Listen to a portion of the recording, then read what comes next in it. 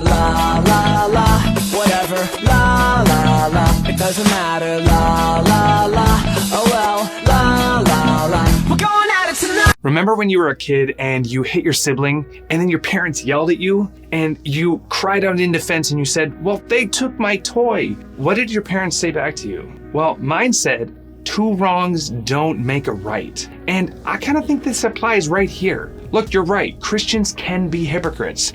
And yes, many things have been tolerated or covered up in the name of religion, and that is completely unacceptable. Any predatory or abusive behavior should be dealt with fully and without compromise. Even still, I'm not entirely sure what your point is. If you want to talk about whether living together before marriage is wise, whether it's good for individuals or for society, that is an entirely different conversation. I think this is a pretty disingenuous tactic.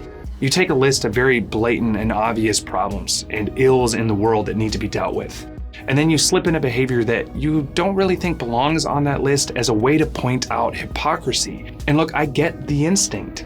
It's frustrating when people seem more outraged about couples living together than about actual abuse. But that framing still does nothing to say whether that behavior, the behavior in question, is actually good, wise, or true. You see, Christians don't see God's boundaries as restrictive, at least not those who understand them properly. Like a loving parent who sets limits for their child's good, God gives boundaries for our benefit.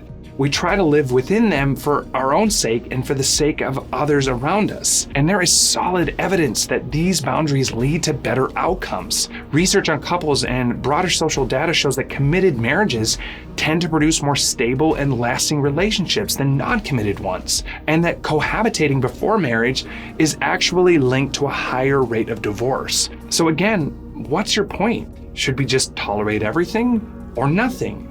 Wouldn't it be more helpful to have a good faith conversation about what's actually true and what actually leads to human flourishing?